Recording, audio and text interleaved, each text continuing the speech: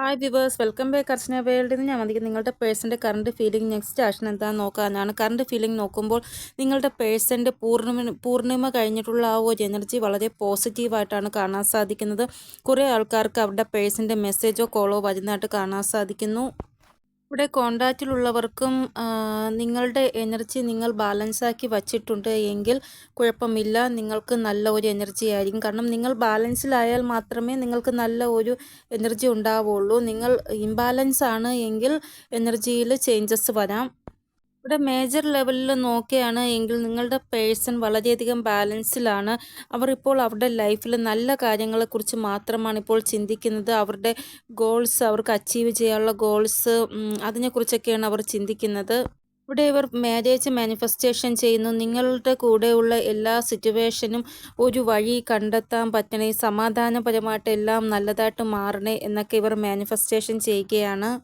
നിങ്ങളുടെ പേഴ്സൺ നിങ്ങൾക്ക് good news തരുവാൻ ആഗ്രഹിക്കുന്നു. കൂടാതെ നിങ്ങളുമായിട്ടൊരു സെലിബ്രേഷൻ ചെയ്യാൻ ആഗ്രഹിക്കുന്നു. ഇവിടെ നിങ്ങളുടെ മാരേജ് റിലേറ്റഡ് ആയിട്ട് എന്തൊക്കെ പ്രശ്നങ്ങളാണോ ഉള്ളത് അതിപ്പോൾ ദൂരെ പോവാൻ പോകുന്നതായിട്ടാണ് കാർഡുകൾ പറയുന്നത്. പെട്ടെന്ന് തന്നെ അതിലൊരു മാറ്റം ഉണ്ടാവുന്നതാണ്.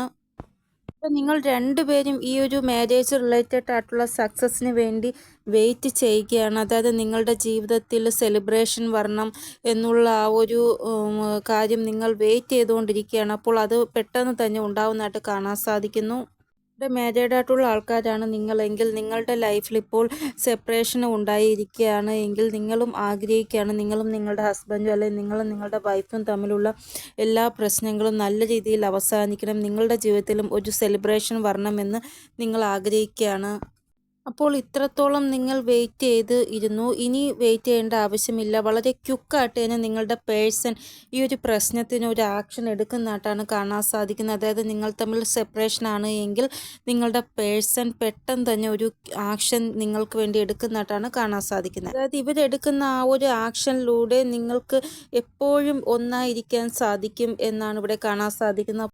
അപ്പോൾ ഇതാണ് നിങ്ങളുടെ പേഴ്സൻ്റെ ഡീപ്പസ്റ്റ് കറണ്ട് ഫീലിംഗ്. ഇവിടെ മെമ്മറീസ് ഓഫ് ലവിൻ്റെ കാർഡ് പറയുന്നത് നിങ്ങളുടെ പേഴ്സൺ നിങ്ങളെ ഒത്തിരി മിസ് ചെയ്യുന്നുണ്ട് എന്നാണ്. ഇവിടെ നിങ്ങളുടെ പേഴ്സൺ നിങ്ങളോട് പറയുവാൻ ആഗ്രഹിക്കുകയാണ്. അതായത് നിങ്ങൾക്കൊരു പേടിയുണ്ട്, അങ്ങറ്റം വരെ നിങ്ങളുടെ പേഴ്സൺ നിങ്ങളുടെ കൂടെ ഉണ്ടാകുമോ അതോ പകുതി വെച്ച് നിങ്ങളെ വിട്ട് പോകുമോ എന്നുള്ള ഒരു പേടിയുണ്ട്. അപ്പോൾ അവർ പറയാണ് ലാസ്റ്റ് വരെ നിങ്ങളുടെ കൂടെ തന്നെ ഇവർ ഉണ്ടാകുമെന്നാണ്. ഇതുകൂടാതെ ഇവർ 100% നിങ്ങൾക്ക് സോളിഡ് ആയിട്ടുള്ള കമ്മിറ്റ്മെൻറ്റ് തരുമെന്നാണ് ഇവിടെ കാണാൻ സാധിക്കുന്നത്. ഇവിടെ നിങ്ങൾക്കിടയിൽ ഉണ്ടായ ആ ഒരു പ്രശ്നങ്ങൾ എത്രത്തോളം നിങ്ങൾ സഹിച്ചോ അത്രത്തോളം തന്നെയാണ് അവരും സഹിച്ചത്. പക്ഷേ വരാൻ പോകുന്ന ആ ഒരു സമയത്ത് ഉറപ്പായിട്ടും നിങ്ങൾക്ക് രണ്ടുപേർക്കും സക്സസ് ലഭിക്കുമെന്നാണ് നിങ്ങളുടെ പേഴ്സൺ വിചാരിക്കുന്നത്. അത്രത്തോളം ഹോപ്പ്ഫുള്ളായിട്ടാണ് ഇവർ ഇരിക്കുന്നത്. അപ്പോൾ നിങ്ങളും അതേപോലെ ഹോപ്പ്ഫുള്ളായിട്ടിരിക്കുക. ഇവിടെ നിങ്ങളുടെ പേഴ്സൺ ഇപ്പോൾ നോക്കേണ്ട സിറ്റുവേഷനിലാണ് നിങ്ങളുമായിട്ടുള്ളത് എങ്കിൽ അപ്പോൾ നിങ്ങൾ പേടിക്കേണ്ട ആവശ്യമില്ല. അവർ ഉറപ്പായിട്ടും സക്സസ് കൈവരിക്കും. കാരണം അവർ അത്രമാത്രം ഹോപ്പ്ഫുള്ളാണ്. അപ്പോൾ നിങ്ങൾക്കിടയിൽ എന്തൊക്കെ പ്രോബ്ലമാറ്റിക് സിറ്റുവേഷൻ ആണോ ഉള്ളത് അതെല്ലാം വളരെ പെട്ടെന്ന് തന്നെ അവസാനിക്കുമെന്നാണ് ഇവിടെ കാണാൻ സാധിക്കുന്നത്.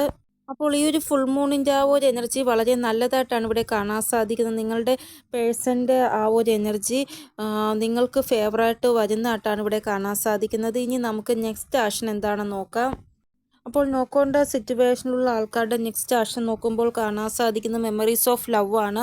ആരൊക്കെയാണോ നിങ്ങളുടെ പാർട്ട്ണറുമായിട്ട് ദൂരെ ഉള്ളത്, അതായത് നിങ്ങൾ ഒരു സ്ഥലത്ത് അവരൊരു സ്ഥലത്ത് നോക്കേണ്ട സിറ്റുവേഷൻ, അങ്ങനെയൊക്കെ ഉള്ള ആൾക്കാരുടെ പാർട്ട്ണർ 4 ദിവസത്തിനുള്ളിൽ അവരുടെ കോളോ മെസ്സേജോ നിങ്ങൾക്ക് വരുമെന്നാണ് കാണാൻ സാധിക്കുന്നത്. അതായത് നിങ്ങൾ 4 ദിവസം ഒന്ന് പേഷ്യൻസോടെ വെയിറ്റ് ചെയ്യുക അവർക്ക് വേണ്ടി.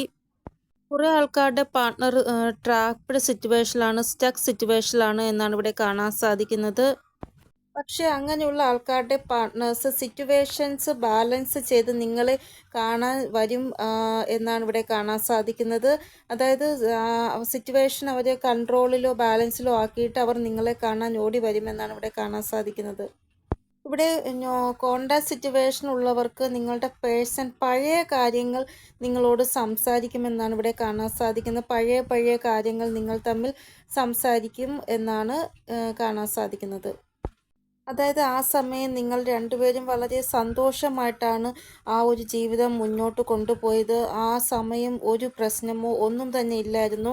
ഹാപ്പി ആയിരുന്നു നിങ്ങളുടെ ലൈഫ്. വീണ്ടും നിങ്ങൾ പഴയതുപോലെ അതേപോലെ ആകണമെന്ന് നിങ്ങൾ തമ്മിൽ സംസാരിക്കുന്നതായിട്ടുള്ള ആ ഒരു ഇതാണ് ഇവിടെ കാണാൻ സാധിക്കുന്നത്. പഴയ ആ ഒരു മെമ്മറീസിലേക്ക് തിരികെ പോകണമെന്നുള്ള. അപ്പോൾ നമ്പർ 4 വന്നിരിക്കുന്നത്. അപ്പോൾ 4 ഡേയ്സിനുള്ളിൽ കോളോ മെസ്സേജോ വരുന്നതായിട്ടാണ് കാണാൻ സാധിക്കുന്നത്. ആർക്കൊക്കെയാണോ കോളോ മെസ്സേജ് ഇതുവരെയും വരാത്തത് അവർ മനസ്സിലാക്കുക, നിങ്ങളുടെ പേഴ്സൺ നിങ്ങളുമായിട്ട് ഇമോഷണലി വളരെയധികം അറ്റാച്ച്മെൻ്റ് ആണ് വച്ചേക്കുന്നത്. നിങ്ങൾ തമ്മിലുള്ള ആ ഒരു ഇമോഷണൽ ബോണ്ട് വളരെ സ്ട്രോങ് ആയിട്ടാണ് ഇവിടെ കാണാൻ സാധിക്കുന്നത്. അപ്പോൾ വരാൻ പോകുന്ന 4 ഡേയ്സിനുള്ളിൽ കുറേ യൂണിയൻ ഉണ്ടാവുന്നതായിട്ടാണ് ഇവിടെ കാണാൻ സാധിക്കുന്നത്. അപ്പോൾ ഇതാണ് നിങ്ങളുടെ പേഴ്സണിൻ്റെ നെക്സ്റ്റ് ആക്ഷൻ. ഇനി നമുക്ക് ഏഞ്ചൽ ഗൈഡൻസ് എന്താണെന്ന് നോക്കാം. ഏഞ്ചൽസ് നിങ്ങളോട് എന്താണ് പറയുവാൻ ആഗ്രഹിക്കുന്നത് എന്ന് നോക്കാം. ഫസ്റ്റ് ഗൈഡൻസ്, നിങ്ങളിൽ പല ആൾക്കാർക്കും നിങ്ങളുടെ പേഴ്സൻ്റെ ഭാഗത്തുനിന്ന് ചതി കിട്ടിയിട്ടുണ്ട്. അതായത് നിങ്ങളുടെ പേഴ്സൺ നിങ്ങളെ ചതിച്ചിട്ട് വേറൊരാളുടെ കൈ പിടിച്ചു നിങ്ങളെ വിട്ടിട്ട്. ഇല്ല എങ്കിൽ നിങ്ങൾക്ക് തോന്നുകയാണ് നിങ്ങളുടെ പേഴ്സൺ നിങ്ങളെ തനിച്ചാക്കിയിട്ട് പോയി എന്ന്. അങ്ങനെ തോന്നുകയാണ് എങ്കിൽ ഇപ്പോൾ അവർക്ക് മാപ്പ് കൊടുക്കാനുള്ള ശരിയായ ഒരു ടൈമാണ്. ഈ ഒരു ഫുൾ മൂണിൻ്റെ ആ ഒരു എനർജിയിൽ നിങ്ങൾ അവർക്ക് മാപ്പ് കൊടുക്കാനാണ് ഏഞ്ചൽസ് പറയുന്നത്. ഏഞ്ചൽസ് പറയുന്നത് ആരോടും ദേഷ്യം വച്ചുകൊണ്ടിരിക്കരുത്, എല്ലാം റിലീസാക്കി കളയുക, ഫൊർഗീവ് ചെയ്യാനാണ് ഏഞ്ചൽസ് പറയുന്നത്. നിങ്ങൾക്ക് 1111 നമ്പർ കൂടുതലായിട്ട് കാണാൻ സാധിക്കുന്നുണ്ടെങ്കിൽ നിങ്ങൾ ചിന്തിക്കുക, ഒരു പുതിയ തുടക്കം നിങ്ങൾക്ക് ഉണ്ടാവാൻ പോകുകയാണ് എന്ന്. കൂടാതെ ഒരു പുതിയ ഒരു ഉത്തരവാദിത്വം നിങ്ങൾക്ക് കിട്ടുവാൻ പോകുകയാണ് എന്നും നിങ്ങൾ വിചാരിക്കുക. ഇവിടെ നിങ്ങൾ ഇപ്പോൾ ലൈഫിൽ പല കാര്യങ്ങളും നിങ്ങളുടെ ലൈഫിൽ സംഭവിക്കുന്നു. പക്ഷേ നിങ്ങൾ ഓരോന്ന് ഇമാജിനേഷൻ ചെയ്ത് തീരുമാനമെടുക്കുന്നു.